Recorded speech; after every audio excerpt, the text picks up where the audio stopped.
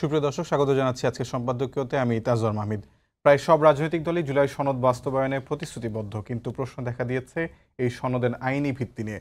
জামায়াতে ইসলামী নেতা সৈয়দ আব্দুল্লাহ মোহাম্মদ তাহের বলেছেন, legal framework, অধ্যাদেশ, গণভোট বা ফরমান জারির মাধ্যমে আইনি ভিত্তি তৈরি হতে পারে জুলাই সনদের। বিএনপি নেতা সালাউদ্দিন আহমেদের অভিমত, বাস্তবায়নের জন্য সংবিধান, আইন ও বিধিবিধানের যেসব সংশোধনী প্রয়োজন হবে সেগুলো আমরা করব বলে প্রতিশ্রুতি দিয়েছি। এদিকে বিএনপি নেতা আমির খসরু মাহমুদ বক্তব্য দিয়েছেন, সংসদের বাইরে সংবিধান সংসদের কোনো সুযোগ নেই। আর এনসিপি নেতা নাহিদ ইসলাম বলেছেন, নির্বাচিত সংসদের হাতে সংস্কার কার্যক্রম ছেড়ে দেব না। সংস্কার নিয়ে নানা মতানৈক্যের পর এখন নতুন প্রশ্ন, জুলাই সনদ বাস্তবায়নে মতভিন্নতা আর নিরসন হবে কিভাবে। প্রাসঙ্গিক বিষয় নিয়ে আজকের সম্পাদকীয়, জুলাই সনদ বাস্তবায়নও মতানৈক্য। আর এসব নিয়ে আলোচনা করতে আমাদের সঙ্গে স্টুডিওতে উপস্থিত হয়েছেন নীলুফার চৌধুরী মনি, স্বনির্ভর বিষয়ক সহ সম্পাদক বিএনপি, এবং তুহিন খান, লেখক, কবি ও রাজনৈতিক বিশ্লেষক।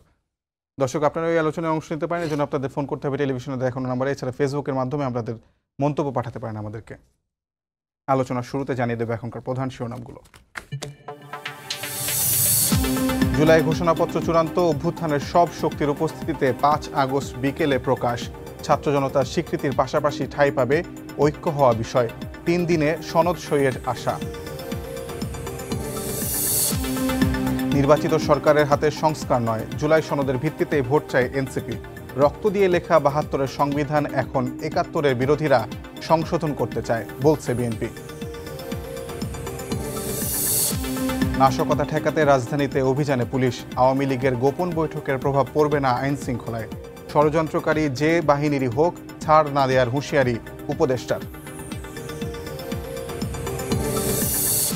যুক্তরাষ্ট্রের সঙ্গে দেশবিরোধী চুক্তি করছে না বাংলাদেশ, জানালেন বাণিজ্য উপদেষ্টা। মার্কিন উচ্চ শুল্কের কারণে চীনের ক্রয়াদেশ আসতে পারে দেশে, আশা বিজিএমই এর।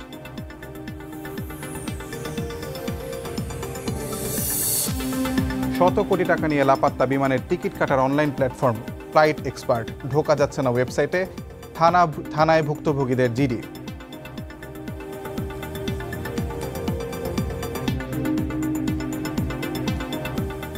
আমরা আলোচনায় আসি। প্রথমে তুহিন খান, কবি, রাজনৈতিক বিশ্লেষক এবং লেখক, আপনাকে দিয়ে শুরু করি। আমরা একটা বিষয় একটু স্পষ্ট হতে চাই।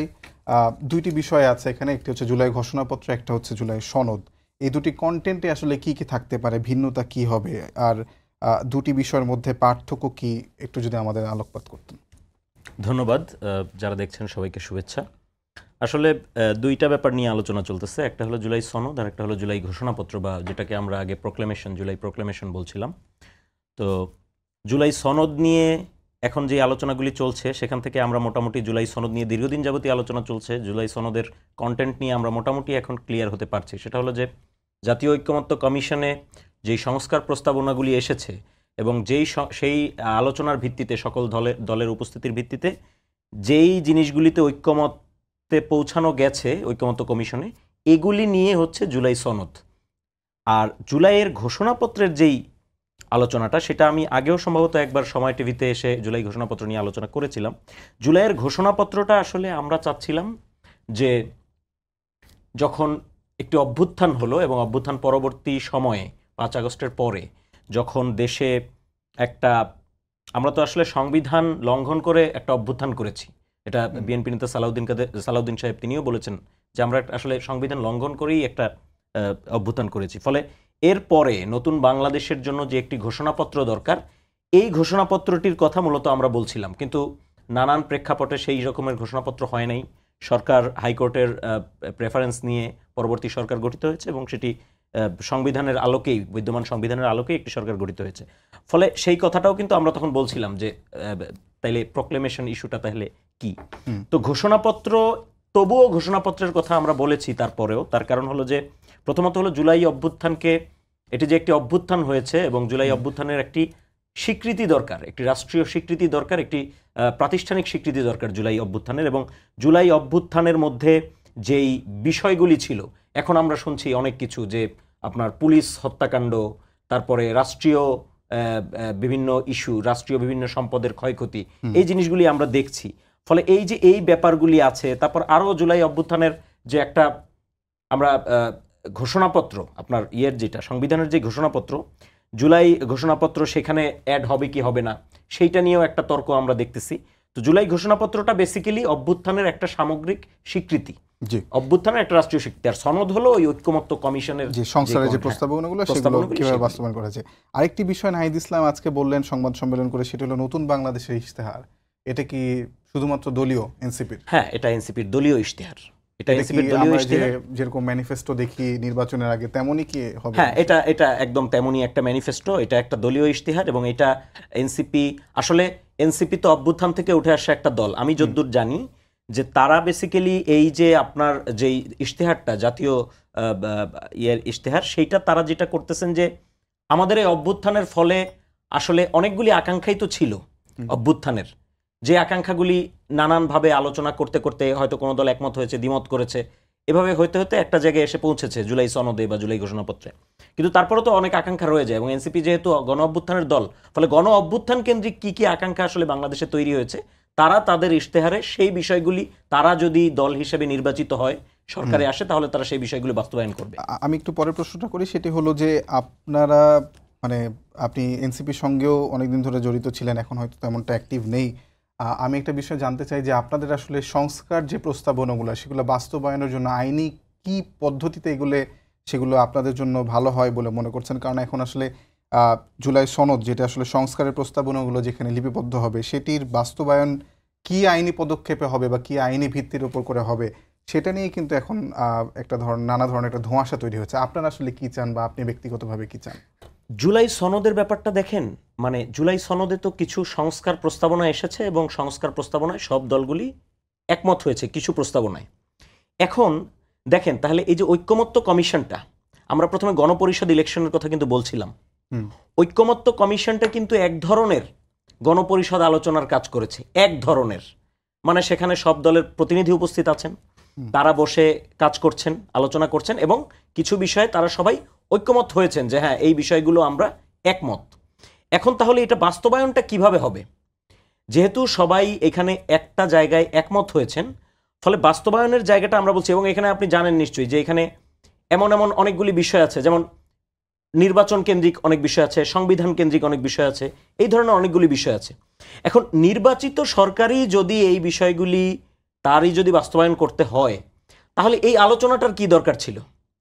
কারণ উনি বাস্তবায়ন করবেন কি করবেন না এ ব্যাপারে তো আমাদের তিক্ত অভিজ্ঞতা আছে, 90-এর তিক্ত অভিজ্ঞতা আছে, এবং যদি নির্বাচিত সংসদে এটা বাস্তবায়ন করে, সেক্ষেত্রে এই আলোচনাটার আমি মনে করি দরকার ছিল না।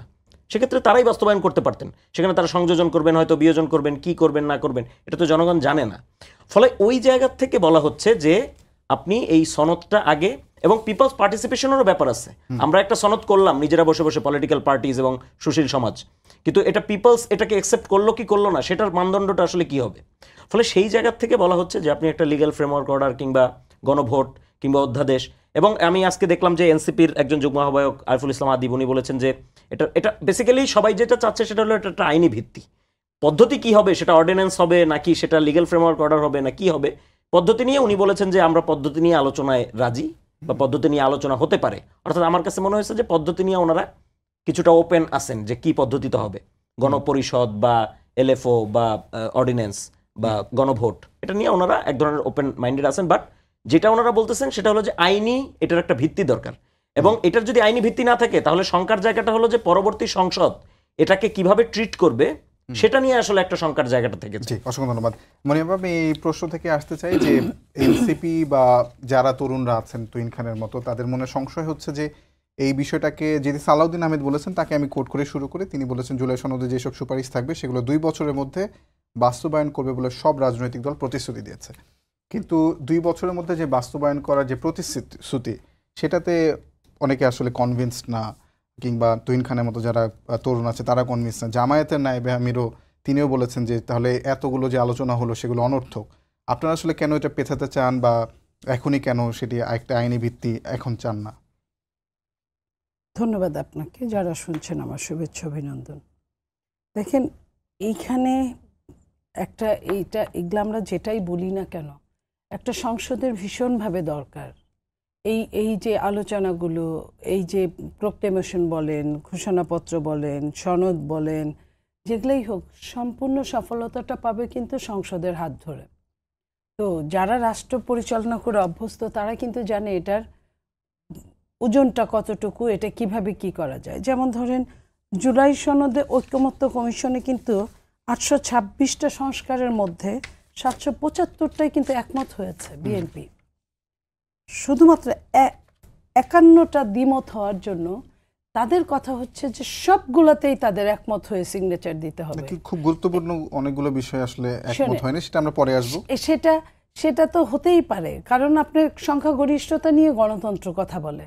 গণতন্ত্র তো বলে না যে 100তে 100ই আপনাকে পেতে হবে, গণতন্ত্র বলে 100তে 51 পেলেই আপনার হবে। তো সেই জায়গায় আপনি কেন জবরদস্তিতা করবেন? এখানে তো চাপাচাপির কিছু নাই। একজনের ভালো মনে নাও হতে পারে, সেটা তার যুক্তি তুলে ধরবে। এখানে সবার জন্যই দরজা উন্মুক্ত। তো সেইটা নিয়ে আপনার সবসময় আন্দোলন করলে আন্দোলনের আর কোনো দাম থাকে না। আপনাকে বুঝতে হবে এর মধ্যে অনেক কিছু ছিল যেগুলা ওই আপনার সংস্কারের মধ্যে ছিলই না। আপনার পিয়ার পদ্ধতি কি সংস্কারের মধ্যে ছিল, যেটা নিয়ে এখন এত কিছু হচ্ছে। আরেকটা যেটা প্রক্লেমেশন, যেটা কি বলছিল, সংবিধানকেই তারা ছুঁড়ে ফেলে দিবে, দিয়ে নতুন সংবিধান, দ্বিতীয় সংবিধান তারা গঠন করবে। তারা এগুলা তো চরম পর্যায়ে বাড়াবাড়ি, অতিমাত্রায় বাড়াবাড়ি।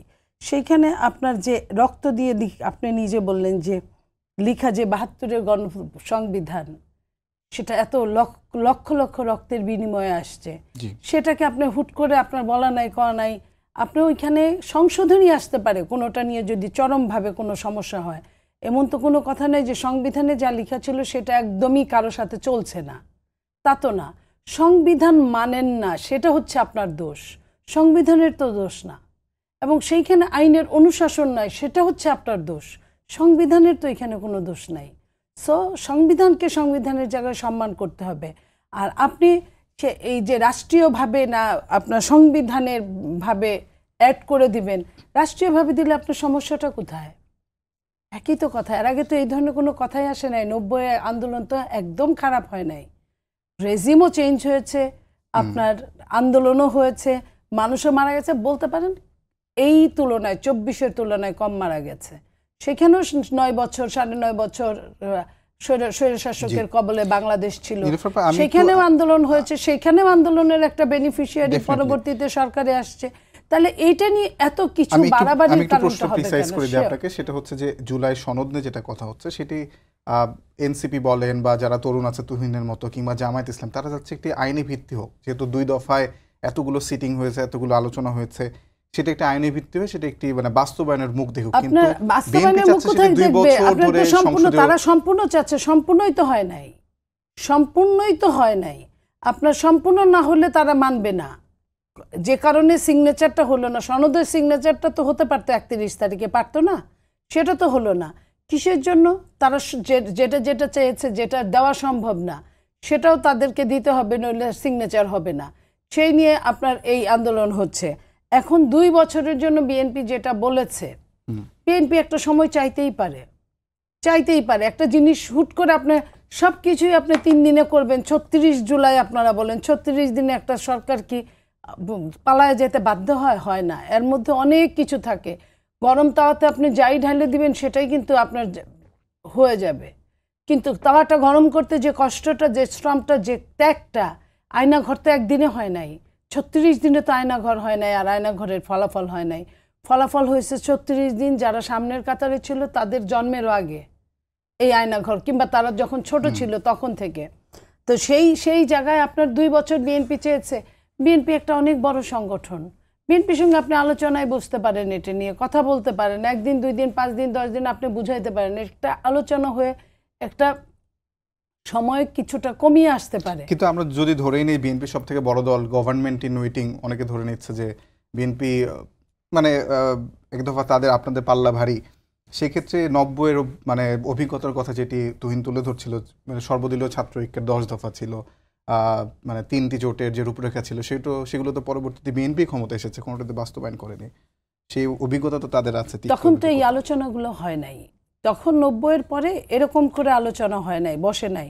এই যে প্রোক্লেমেশন নিয়ে, এই যে সনদ নিয়ে, এই ধরনের 90-এর আন্দোলনের নেতারা হয়তো বা খুব বোকা ছিল, এই জন্য করে নাই, করতে পারে নাই, চায় নাই।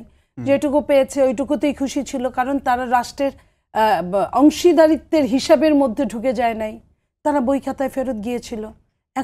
এখন যারা আছে তারা এই হিসাবটাই বেশি করে, কত টাকা আমার থাকবে, কত কি আমার থাকবে, কয়টা বাড়ি গাড়ি আমার থাকবে, এই হিসাবটা করছে বলেই হয়তো এরকম হচ্ছে।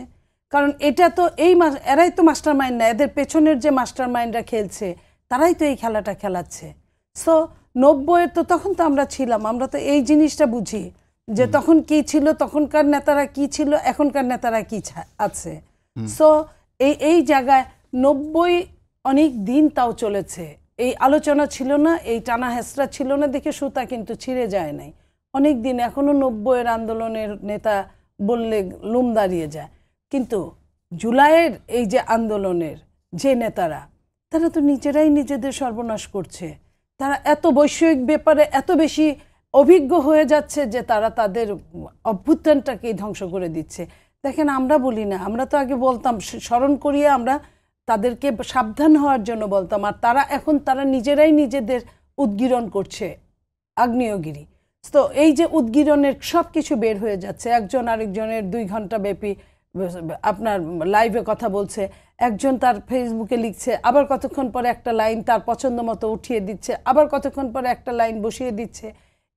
এই যে ধারাবাহিকতা, এই যে অ্যারেস্ট হচ্ছে, এই যে চাঁদাবাজি করছে, এই যে এই আন্দোলনটারে আপনি যদি পুরা সংবিধান চেঞ্জ করে তাগরে ছাপ্পা মেরে দিয়ে দেন, তাও তো এরা রাখতে পারবে না। জবরদস্তি করলেই তো হবে না। আপনি শোনেন, সে কি বলে, সংবিধানে কি বলে, যখন কোনো সেনাবাহিনী সরকার আসে এটা কিন্তু একদম ইল্লিগাল। বন্দুকের নল দিয়ে যখন কোনো ক্ষমতায় আসে সেটা ইল্লিগাল, এবং তাদের মৃত্যুদণ্ড পর্যন্ত আছে। আমি লাইনটা শেষ করি। তাতে কি কোনো সময় আটকে ছিল? আসে নাই। তারা তাদেরকে বৈধ করে নেয় নাই বিচারপতির মাধ্যমেই, যে বিচারপতি দিয়েই এত কাহিনী, বিচারপতির মাধ্যমে তারা বৈধ করে নেয় নাই। তো এইটা হচ্ছে, হ্যাঁ, বয়স বাড়াইছে, বয়স বাড়ায় তো কাজে লাগাইতে পারে নাই, কাজে লাগাইলে একটা কথা ছিল। তো এই যে আপনার এই এনেছে করেছে, এরাই যে এই সনদ করবে, সনদ 2 দিন পরে যে লিখা থাকলো, মানলো না, কিছু করার আছে? আর মানলো, আমি যেটা বলি প্রায় সময় যে ব্রিটেনের সংবিধানের মতো, ব্রিটেনের সংবিধান অলিখিত সংবিধান, কিন্তু সবাই মানে, সবাই সম্মান করে। তাদের জন্য একটা সংবিধানের, প্রথাগত সংবিধানের জন্য ব্রিটেনের প্রধানমন্ত্রী যে কোনো সময় ইস্তফা দেয়। এরকমও দেখা গেছে বছরে 2-3 জন ইস্তফা দিয়ে বসে আছে। একটা ডিমের দাম 5 সেন্ট কমলে একটা খাদ্যমন্ত্রী বা অর্থমন্ত্রী ইস্তফা দিয়ে দেয়। তো বাংলাদেশে তো এই সিস্টেম না। আপনি জোর করে লেখায় কি করবেন? জবরদস্তিতার কোনো দাম নাই। আমি বিএনপি বড় দল সেটা বলছি না, সমস্ত দল এক পাল্লায় তুলেন, বিএনপিকে এক পাল্লায় তুলেন, যে এই যে দলগুলোর কথা বলা হচ্ছে। আমি স্পষ্ট, আমি তুহিন খানের কাছে একটু জিজ্ঞেস করে আসি। তুহিন খান নিশ্চয়ই শুনছিলেন, আপনার কোনো বক্তব্য আছে কিনা নীলোফার আপা যেগুলো বললো তার? না, আসলে দেখেন, আপা যেগুলি বললেন, জুলাই অভ্যুত্থানের নেতারা আমরা অনেক খবর পাচ্ছি, অনেক কিছু দেখছি, আপনারাও দেখতেছেন নিশ্চয়ই। এগুলি আসলে হচ্ছে, এগুলি এই সমস্ত বাস্তবতা তো আমাদের চোখের সামনে। এই বাস্তবতা এড়ানোর তো আসলে কোনো উপায় নাই। কিন্তু মানে ওনারা কি করতেছেন এইটার উপরে তো আসলে জুলাই সনদের মানটা ডিপেন্ড করে না। মানে ধরেন, আপা যেগুলি বললেন যে ব্রিটেনের আইন মানাটাই মূল ব্যাপার, বাংলাদেশে যদি সেরকম একটা অভিজ্ঞতা থাকতো, আমাদের পূর্ব অভিজ্ঞতা, তাহলে আমরা ব্রিটেনের যেহেতু একটা পূর্ব অভিজ্ঞতা আছে, ফলে তাদের হয়তো আইন চেঞ্জ করার দরকার পড়তেছে না। কিন্তু মানে ইভেন যদি আমরা বাইরের দেশের যদি আমরা করি, মানে উদাহরণ দেই, সব ক্ষেত্রে তো সেটা দেওয়া যাবে না। একটা দেশের তো কনটেক্সট থাকে, কিছু উদাহরণ থাকে। আমরা তো আমাদের দেশের এক্সপিরিয়েন্সের জায়গা থেকে বলতেছি। আরেকটা ব্যাপার হলো যে আপনার ধরেন সংবিধান, ওই যে 72-এর সংবিধান রক্ত দিয়ে প্রতিষ্ঠিত, এটাকে কেন মানে এই যে সনদ, এটার মাধ্যমে কি 72-এর সংবিধানকে ছুঁড়ে ফেলা হচ্ছে? বিএনপি যদি সেটা মনে করে তাহলে তো সে এটা বাস্তবায়ন এমনিতেও করবে না। মানে কিন্তু এই আলাপ তো উঠেছিল, সংবিধান ছুঁড়ে ফেলে না, সেটা তো আলাপ ছিল, কিন্তু আমরা এখন যে প্রেক্ষাপটে আলাপ করছি সেই প্রেক্ষাপটে তো এই বাস্তবতাটা নাই। মানে আমরা তো এখন জুলাই সনদ নিয়ে আলাপ করছি, ওই সংবিধান বাতিল করা, নতুন সংবিধান আনয়ন, এই ইস্যুগুলি তো এখন আর নাই আসলে আলোচনার টেবিলে। বা গণপরিষদ নির্বাচন, সেটাও তো আসলে আলোচনার টেবিলে একমাত্র দাবি হিসেবে নাই। ফলে তার মানে হয়েছে গিয়ে যে সংবিধান ছুঁড়ে ফেলার যে আলোচনাটা, এটা তো যদি জুলাই সনদে ঐক্যমত হয়ে থাকে বিএনপি, তাহলে তারাও তো সংবিধান ছুঁড়ে ফেলছে। মানে টেকনিক্যালি তো তারা এখন ঐক্যমত পোষণ করেছে, তারা বলেছে যে তারা ঐক্যমত। তাহলে মানে এখানে কেন 72-এর সংবিধান ছুঁড়ে ফেলার প্রশ্ন আসবে? জুলাইয়ের যেই ঐক্যমতগুলি হয়েছে সনদে, কোন ধারাটা আছে যেটাতে মনে হচ্ছে যে 72-এর সংবিধান ছুঁড়ে ফেলা হচ্ছে? সেটা বিএনপি স্পষ্ট বলুক, বা অন্য যারা দল, অন্য কোনো দলও যদি মনে করেন যে ছুঁড়ে ফেলা হচ্ছে, তাহলে তো তাদের ঐক্যমত কমিশনই সেটা বলা দরকার ছিল, বা একমত না হওয়ার কথা ছিল। যদি ছুঁড়ে ফেলা নাই হয়, তাহলে তুহিন প্রথম দিকে যে দাবিটি উঠেছিল 72-এর সংবিধান ছুঁড়ে ফেলে দেওয়ার, কিংবা একদম পরিবর্তন করে ফেলার, সেই দাবিটি কি ভুল ছিল? আমি যদি আপনাকে আবারও মনে করে দিই যে গতকাল অথবা পরশু বামপন্থী দলগুলো কিন্তু ঐকমত্য কমিশন থেকে ওয়াকআউট করেছে, যে সংবিধানের মূলনীতি যেটা পরিবর্তন করার দাবি উঠছিল সেটাকে একদম প্রত্যাখ্যান করে দিয়ে তারা ওয়াকআউট করেছে। আজকে মেজর হাফিজও এই ধরনের কথা বলেছেন। ফলে ওই দাবিটি কি আপনাদের সঠিক ছিল বা ভুল ছিল, মূল্যায়ন কেমন না, হয়? দেখেন, অভ্যুত্থানের পরপর সিচুয়েশনটা কিন্তু ভিন্ন। এটা কোনো দলের দাবি ছিল না। অভ্যুত্থানের পর নতুন সংবিধান, এটা অভ্যুত্থান যারা করেছেন ছাত্র নেতারা বা যারা এখানকার আরো বুদ্ধিজীবী সমাজ, সাংস্কৃতিক সমাজ, তারা সবাই একটা নতুন সংবিধানের কথা বলেছেন। বা অভ্যুত্থান যেহেতু হয়েছে, ফলে এরপরে আমরা একটি ঘোষণাপত্র দিব কিনা, সংবিধান ছুঁড়ে ফেলবো কিনা, বা নতুন সংবিধান আমাদের লাগবে কিনা, সেটি নিয়ে এক ধরনের আলোচনা হয়েছে। আপনি মূলনীতির ব্যাপারটা দেখেন, মূলনীতি নিয়ে তো আমরা আসলে অনেক আগে আলোচনা করেছি যে ঘোষণাপত্রে, স্বাধীনতার ঘোষণাপত্রে যে 3টি মূলনীতির কথা আমরা বলেছি, সাম্য, মানবিক মর্যাদা ও সামাজিক সুবিচার, সেটার কোনোটাই তো আমাদের সাংবিধানিক মূলনীতিতে আসে নাই। আসছে হলো অন্যান্য জিনিস। এবং আপনি দেখেন যে 5ম সংশোধনীর মাধ্যমে জিয়াউর রহমান কিন্তু করলেন, মূলনীতিগুলি চেঞ্জ করলেন, কিছু চেঞ্জ করলেন, কিছু হলো ব্যাখ্যা যুক্ত করলেন। আমি আপনাকে একটা কথা জাস্ট বলি, মেজর হাফিজ সাহেব কি বলেছেন আমি জানি না। বামপন্থী দলগুলো ওয়াকআউট করেছে, তারা কেন বাঙালি জাতীয়তাবাদ বা এই ধরনের জিনিসগুলি নিয়ে, বা তাদের আসলে যুক্তিগুলি কি, আমি স্পষ্ট না। কিন্তু হাফিজ সাহেব যদি এই কথা বলে থাকেন, না, হাফিজ সাহেব যেটি বলেছেন সেটা আমি যদি একটু বলি, যে মুক্তিযুদ্ধ করে যে সংবিধান নেওয়া হয়েছে তা মিথ্যা প্রমাণের চেষ্টা করা হচ্ছে। এমন কোনো দেশ নেই যেখানে অনির্বাচিত সরকার সংবিধান পরিবর্তন করতে চায় না, অনির্বাচিত আমি তাহলে তো দুইটা ভাগ আমি জাস্ট বলি। আপনি দেখেন, বহুত্ববাদ নামে একটা জিনিস সংবিধানে, এই যে আপনার জাতীয় ঐকমত্য কমিশনে আলোচনা হচ্ছিল, যেটা মানে বহুত্ববাদ, একটা বহুত্ববাদী রাষ্ট্র, এই ধরনের একটা আলোচনা। সেখানে কিন্তু বিএনপি ওনাদের যে 5ম সংশোধনী, আল্লাহর উপর পূর্ণ আস্থা ও বিশ্বাস, সেটা কিন্তু ওনারা রাখতেছেন। এটা কি 72-এর সংবিধানে ছিল, আল্লাহর উপর পূর্ণ আস্থা ও বিশ্বাস?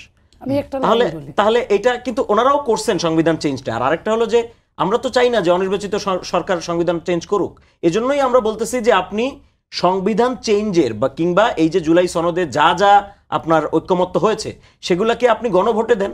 রাষ্ট্রের মানে সেগুলো নির্বাচিত একটা প্রক্রিয়া, কিংবা আপনি এলএফও করেন, নির্বাচিত একটা প্রক্রিয়ার মধ্য দিয়েই যাতে সেটা হয়, সেটা নিশ্চিত করা হোক। আমরা চাই না যে কোনো অনির্বাচিত সরকার। এবং দেখেন, অনির্বাচিত সরকারের আলোচনা আসছে, তাহলে জাতীয় ঐক্যমত্য কমিশন জিনিসটা কি? মানে অনির্বাচিত সরকার নিজেই যদি করে ফেলতো, তাহলে তো রাষ্ট্রপতির অর্ডিন্যান্সে বা ডক্টর মোহাম্মদ ইউনূস নিজেই কোনো একটা প্রক্রিয়ায় তো তিনি করে ফেলতে পারতেন। এটা তো অনির্বাচিত সরকার করছে না, জাতীয় ঐক্যমত্য কমিশন করছে। মনিয়াপা একটু কথা বলতে চাইছিলেন? জি, আমি যেটা বলতে চাইছিলাম, বেশ কয়েকটা প্রশ্ন আছে। মূলনীতি যেটা চেঞ্জের কথা আসলো 5ম সংশোধনীতে, সেটা আমার কথা হলো যে রাষ্ট্রীয় ক্ষমতায় আসার পরে তারাও যদি রাষ্ট্রীয় ক্ষমতায় আসে, সংশোধনী তারা জাতিকে বুঝাবে, সংখ্যাগরিষ্ঠতা দিয়ে হাজয় যুক্ত হয়েছে বলিয়ে করাবে। সেটার যদি কখনো আবার অন্য কেউ ক্ষমতায় আসে রাষ্ট্র পরিচালনায়, তাদের যদি খারাপ লাগে, তারা দ্বিতীয়বার সংশোধনী করবে। যদি সংশোধনী, বুঝতে পারছি, সংবিধানের আমার যতটুকু মনে পড়ে যে মূলনীতি সম্ভবত সংখ্যাগরিষ্ঠের ভোটে পরিবর্তন করা যায় না। আমিও সেটাই জানি। তো যায় না যেহেতু, তাহলে তো যায় না মানে যায় না, সেটা করার তো কোনো কারণ নাই। যেটা যায় না সেটা অসংসদীয়ভাবে কিভাবে যাবে? এই যে জাতীয় ঐক্য, এতগুলো ঐক্য, এর আগেও কিন্তু সংস্কাররা 1/11 সময় বসছে, 2 বছর বিভিন্ন সংস্কার করছে। কয়টা সংস্কার কাজে দিছে? 100 বার হেনে সিগনেচার দিল, এই সিগনেচারের কোনোই দাম নাই যদি সংসদে যাওয়ার পরে সে মনে না রাখে। আমি স্ট্রেইট বললাম এই কথাটা। আমি বহুদিন রাজনীতির সঙ্গে জড়িত এবং সংসদে ছিলাম। আমি আইনি ভিত্তিটা কিভাবে দিবে? এখন আপনারও আইন নাই, আমারও আইন নাই। আর অধ্যাদেশের মাধ্যমে অধ্যাদেশের মাধ্যমে এতগুলা করলো, তারপরে এতগুলা করা সম্ভব নাকি? অনেকগুলা তো এক হয়েছে, এদেরই আগে সংশোধনী, এই যেগুলাতে এক হয়েছে, এটাই আগে আইনি অধ্যাদেশের মধ্যে যাক, তারপরে অন্যগুলা করুক। এই যে আপনি সমস্ত বাংলাদেশ ঢেলে সাজায় ফেলবেন সমস্ত কিছু, সেটা নিজের নফস চেঞ্জ করবেন না, নফসকে ঢেলে সাজাবেন না। অথচ আইন তো পাতার মধ্যেই থাকবে, বইয়ের মধ্যেই থাকবে, আপনি মানলেন না, লাভটা কি হলো? আমি এই কথাটাই বলতে চাচ্ছি। বাংলাদেশের মানুষের মাইন্ডসেটটা চেঞ্জ করতে হবে, মনটা চেঞ্জ করতে হবে। সদা সত্য কথা বলবো, কারোটা চুরি করবো না। সমস্ত জায়গায় মানে গিরতে আপনার চুরি, রাহাজানি, ছিনতাই এবং ঘোষ, এই জায়গাগুলো আপনি এগুলা কিছুই করতে পারেন না। সেখানে আপনি এগুলা নিয়ে ধান্নায় খের পাড়ানো যুক্তি আইনা দাঁড় করায় দিবেন, এটা তো হয় না। তার মধ্যে 8টিতে বিএনপি, জামায়াত এবং এনসিপির মধ্যে মানে মতৈক্য নেই। আমি যদি একটি করে জানতে চাই যে কেন আসলে বিএনপি সেটা ঐক্যমত হয় না, আর তুহিন যদি তার পক্ষের বক্তব্য বলে, সেটা হলো যে Dudok, PSC auditor and controller general ন্যায়পাল নিয়োগে সাংবিধানিক কমিটি, যেটা আসলে ন্যাশনাল কনস্টিটিউশনাল কাউন্সিলের কথা হয়তো বলা হয়, সেটিতে কেন বিএনপি একমত না? সেটাতে বিএনপি হয়তো বা মনে করেছে যে এটা এটা এইভাবে করলে ঠিক হবে না, এইভাবে করলে, কারণ দুদক এর আগেও যেটা ছিল, দুদককে যে ডাকে আমরা কি বলি, দুদক যাদেরকে নেয়, আপনার কত এমপি মন্ত্রীদের দেখলাম ও সরকার ওই ফ্যাসিস্ট থাকা অবস্থায় ফ্যাসিস্টেরও অনেক এমপিদের নিয়ে গেছে, নিয়ে কি করছে, দুদক একটা পরিষ্কার করার মেশিনের মতো যে ঢুকাই দিল আর পরিষ্কার হয়ে বের হয়ে একদমই হয়ে গেল। যদি কনস্টিটিউশনাল কাউন্সিলের মাধ্যমে হয় সেক্ষেত্রে তো আসলে সেটি নিউট্রাল হওয়ার সুযোগ থাকে, মানে হয়তো বিএনপি সেটার জন্য সময় চাইছে, বিএনপি সেটা নিয়ে চিন্তা করবে। এটা তো হুট করে বলল, তারা বলল, আর এটা একবারে বিএনপির মতো, বিএনপি রাষ্ট্র পরিচালনা করে অভ্যস্ত একটা দল, বিএনপি হুট করে কোনো কিছু ডিসিশন নেবে না, সবকিছু মিলেই চিন্তা করে জ্যেষ্ঠ বিচারককে প্রধান বিচারপতি নিয়োগ করতে হবে, এটি তো বিএনপি আপত্তি জানিয়েছে, এনসিপি এবং জামাত একমত। এনসিপি শোনেন, যাহাই জামাত তাহাই এনসিপি, এনসিপি হচ্ছে জামাতের একটা বনসাই প্রকল্প, আর কিছুই না। তো এই যে বনসাই প্রকল্পরা তারা এক বাক্যে একই কথা বলবে, তাদের এক কথা বলার জন্য তো বিএনপি এটার জন্য রেডি না, কারণ বিএনপিকে চিন্তা করতে দেন। আমি আপনাকে মেন কি বলছি, গুরুত্বপূর্ণ সংস্কার 19টার মধ্যে 12টা বিষয় একমত হয়েছে বিএনপি, 12টা বিষয় একমত হয়েছে। তো 12টা বিষয়ে যদি একমত হয়, আর এই যে বাকি যে আপনার 7টা, এই 7টা একটু সময় নিন। আপনি 12টার জন্য বলেন আলহামদুলিল্লাহ, আপনি এটা নিয়ে তো কোনো কথা বললেন না। মব নিয়ে এত কিছু হচ্ছে, একদিনে 11 জনকে পুলিশি নথি থেকে জানা, প্রতিদিন এই সরকার চেঞ্জের পর 1 বছরে প্রতিদিন গড়ে 11 জন করে মানুষ খুন হচ্ছে। তো সেটা নিয়ে তো আপনারা কোনো সংস্কার করেন নাই যে এটা তড়িৎ সংস্কার করা লাগবে, স্বরাষ্ট্র মন্ত্রণালয় এটার জন্য তড়িৎ একটা বিচার করা লাগবে, এগুলা তো করছেন না। যেগুলা এই মুহূর্তে দরকার না সেটা নিয়ে আপনারা আপনার কাছে জেনে তুহিনের কাছে যাবে, সেটা তত্ত্বাবধায়ক সরকারের প্রধান উপদেষ্টা নিয়োগে র্যাঙ্ক চয়েস ভোট, সেটিতে বিএনপি একদমই আপত্তি জানিয়েছে বা আপত্তি না, একেবারে রাজি না, আর এনসিপি এবং জামায়াত একমত। ওই একই কথা, আবার বিএনপি রাজি না, বিএনপির সঙ্গে বিএনপি সমমনা দলগুলোও নিশ্চয়ই রাজি না, যেটাই বিএনপি রাজি না, তাহলে আপনারা খালি জামাত আর এনসিপি বলেন কেন ওই দলগুলোর কথা বলেন না? স্পষ্ট। তুহিন, আপনি নিশ্চয়ই বিষয়গুলি নিয়ে বলবেন। তত্ত্বাবধায়ক সরকারের প্রধান উপদেষ্টা নিয়োগে র্যাঙ্ক চয়েস, দুদক পিএসসি সিএজি ন্যায়পাল নিয়োগে সাংবিধানিক কমিটি, এবং আরেকটি হচ্ছে যে জ্যেষ্ঠ বিচারকের প্রধান বিচারপতি নিয়োগের যেই বিধানগুলোতে আপনারা একমত বা এনসিপি জামায়াত একমত হয়েছে, সেগুলো বিষয় যদি বলেন আপনাদের যুক্তিগুলো কি, এবং বিএনপি না সেটার বিপরীতে আপনাদের কি যুক্তি আছে?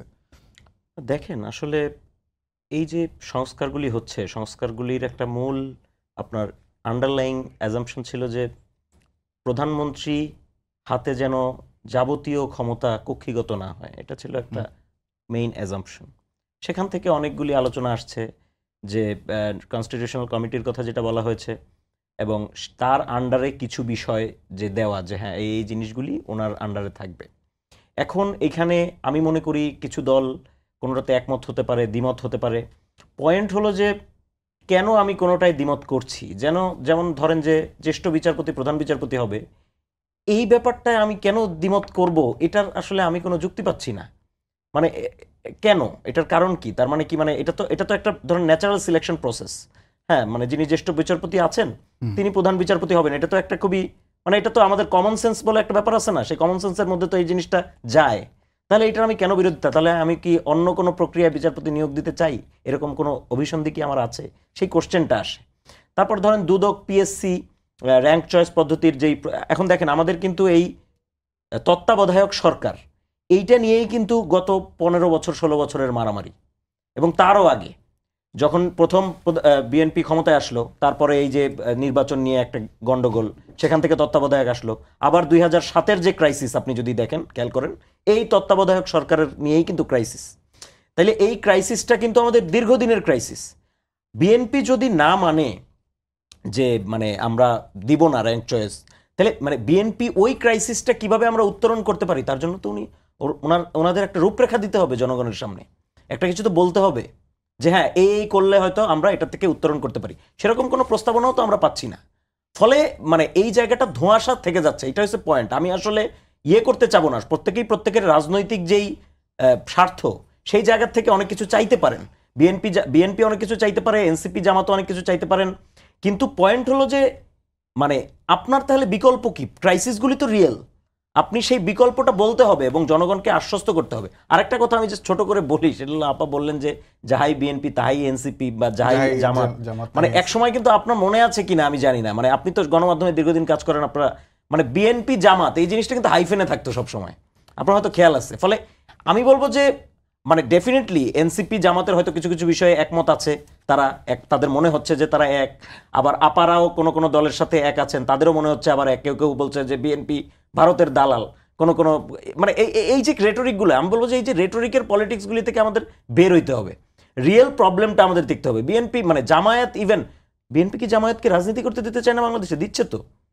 ফলে ওই জায়গা থেকে বের হয়ে আমাদের রিয়েল ক্রাইসিসগুলো নিয়ে আলোচনা করতে হবে। এনসিপি জামাতের সাথে কি সম্পর্ক, বিএনপির জামাতের সাথে কি সম্পর্ক, এগুলি নিয়ে আসলে আলোচনা করাটা মানে আমি আপনার কাছে শেষ প্রশ্ন সেটি হলো যে আরেকটি মানে শেষ প্রশ্ন দিয়ে আপনার কাছে পরে আর হয়তো আসার সুযোগ নেই, সেটি হলো যে আসিফ মাহমুদ আজকে বলেছেন যে চূড়ান্ত পরিবর্তন চেয়েছিলাম তা সম্ভব হয়নি।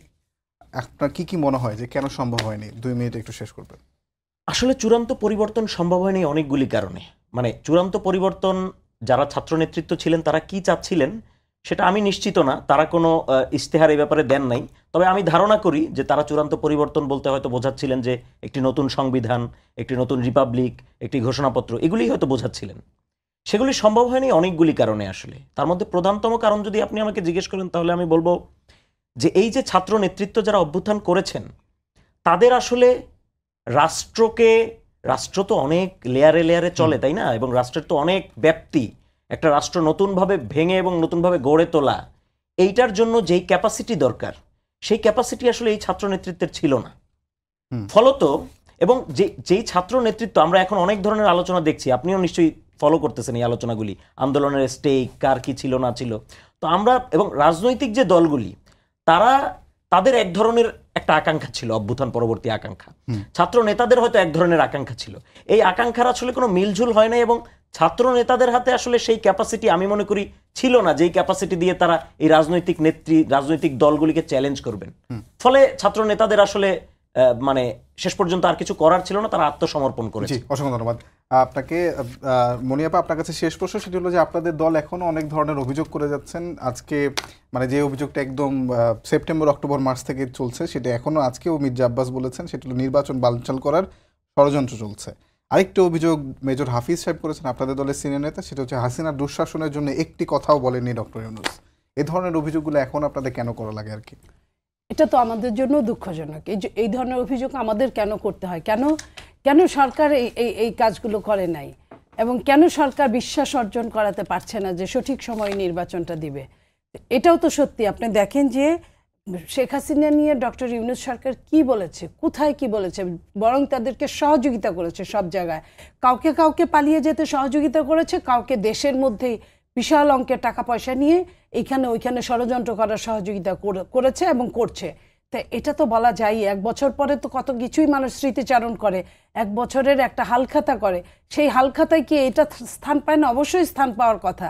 আর দ্বিতীয়ত নির্বাচনের এই 1 বছর পরেও আপনার কেন সংশয় থাকে যে ষড়যন্ত্রকারীরা ষড়যন্ত্র করছে?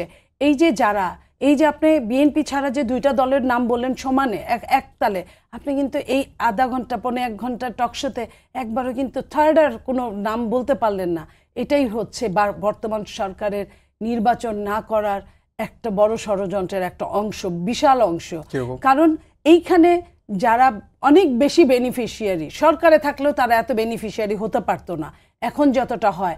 50 জন লোকের মিছিলে 12,000 প্রধানমন্ত্রীর যে প্রটোকল পায়, ডগ স্কোয়াড থেকে শুরু করে আপনার 3 বাহিনী থেকে শুরু করে সমস্ত প্রটোকল পাচ্ছে। সমস্ত কিছু তাদেরকে স্কট করে বিভিন্নভাবে আর্মিদের সেই ট্যাঙ্কারের মধ্যে ভরে তাদেরকে নিয়ে আসা হচ্ছে।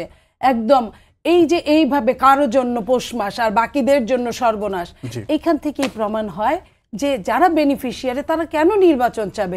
এই জন্য তারা কখনো কখনো অংশীদারিত্বের কথা বলে, কখনো কখনো বিচারের কথা বলে। অসংখ্য ধন্যবাদ আপনাদের দুজনকে। সবাইকে ধন্যবাদ জানিয়ে শেষ করছি আজকের সম্পাদকীয়। আগামীকাল আবারও দেখা হবে একই সময়ে। শুভরাত্রি।